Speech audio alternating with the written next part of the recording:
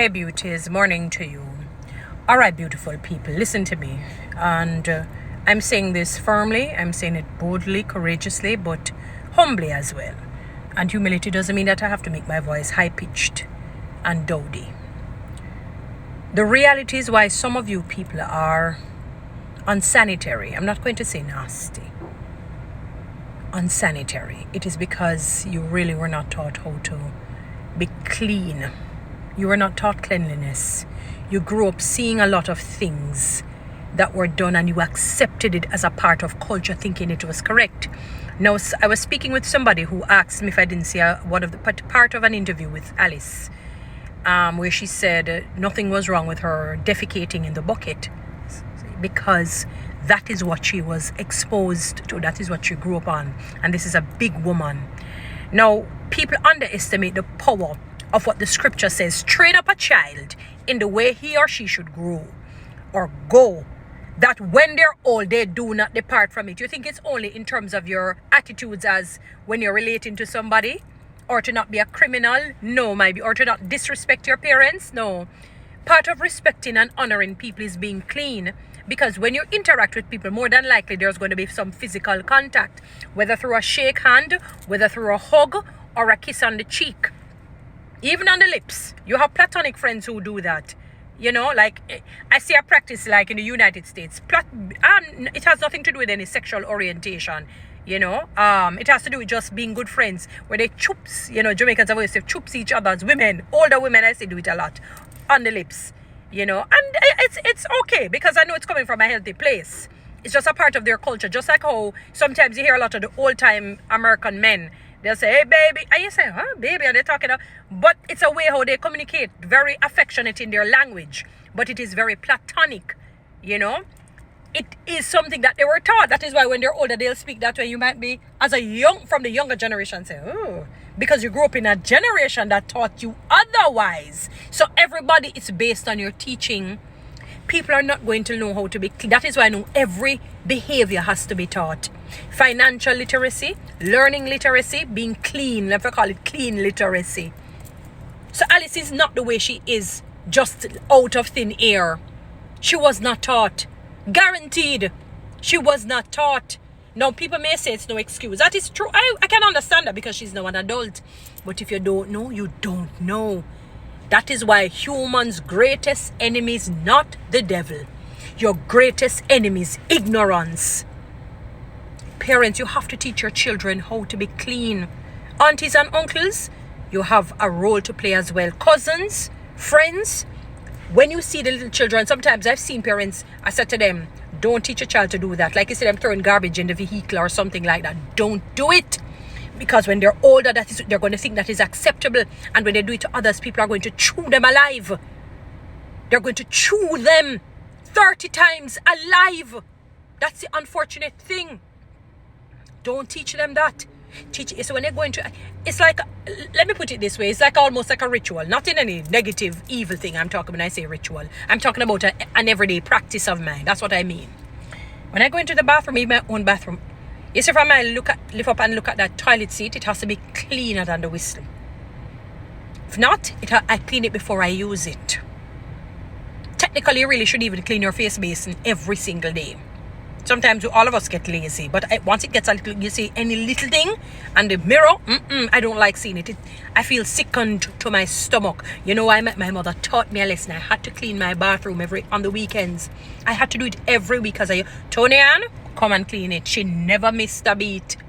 Because she grew up in an era when we call it clean era. You notice a lot of old-time women love the clean. They're very clean. Not all, you know, but generally speaking, they clean from top to bottom, bottom to top. And if you don't follow their footsteps, they feel like you're breaching the contract of life, of doing right in life.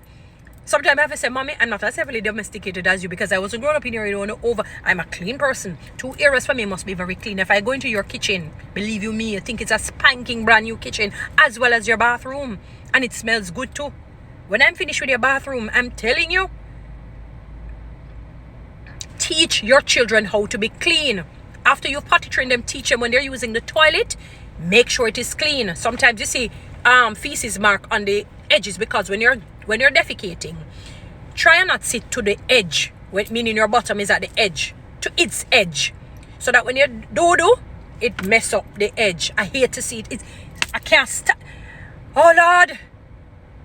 Make your bottom hole be in the hole of the toilet. Make your bottom hole be in the hole of the toilet. When you get up, if you don't have any like you say, cleaning agent, or at least get a little water, rub the seat with some tissue, put it down, and then you wipe off back the seat. Because sometimes your leg probably even, sweaty, or it's just, maybe even if you have on lotion, it has a mark on it. Wipe it off.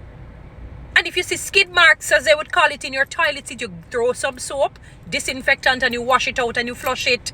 Teach your children to be clean so that when they're older, they will continue the clean road. Train up your child in terms of cleanliness, that when they're old, they will be clean people. Because if you don't teach them that, they're going to carry out the uncleanliness behavior in adulthood. They're going to carry it out. That is why people like Alice in Wonderland and others behave like that. She's not the only one. So some of you shouldn't open up your mouth. A friend of mine was telling me about Singapore. They followed our model, and that is why they're basically like a first world country. I was reading on them. I need to do more extensive reading.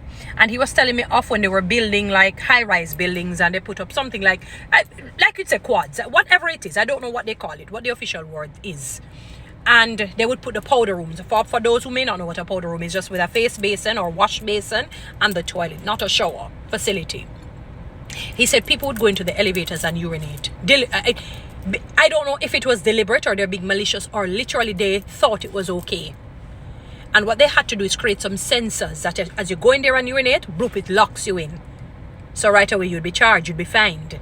So that if that draconian step or that drastic measure, trust me, it caused behavior change. They never did it again because now they were losing, and their reputation was being singed, and even spoke to their character. But it's more than that. It is something that they were practicing from they were young. So even if they were being malicious, it's because when they were young, boundaries were not put in place, discipline was not being had. My auntie taught me. My mother did as well. I was taught to be clean. They have to be taught to be clean. Or when they're older, it's like a draconian step has to be taken for it to know, be reviewed. That is why it says when the tree is old, it's hard to bend. Go and try bend that tree out there. That is big. Like an oak tree or the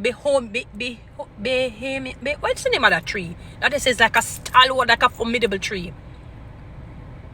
Go and try and bend it. You have to bend it while it is young. They have to be taught. So it makes no sense you cuss and go on bad and all of that. I'm not lauding Alice's behavior, but I realize, my God, everything really has attitude, behaviors, and actions have to be taught. A lot of people are nasty, if you want to call it that way, are not clean because they were not taught to be clean. Their parents allowed them to be dirty, to be nasty, and to practice these nasty habits. Because if what my friend told me, that she said it's okay to be defecating in the bucket, then she would continue that way because it's something that was allowed. If what they saw or heard is so. And some of you are like that. I've heard of people going into the toilet area. Whatever they're doing in there, and then they come out. One day they said, the person, I didn't use this hand. So I said to them, what happened to the other hand then? Why what happened to the other hand? You never use one hand. And you came out? I learned, they said she was washing her hands. She just saw when the person came in after use the bathroom and just walked past her. And many people, I've seen that too. When the people come out of the bath, use it, hear them, and they come out. And this is indicative of public bathrooms. You see the condition of the toilets?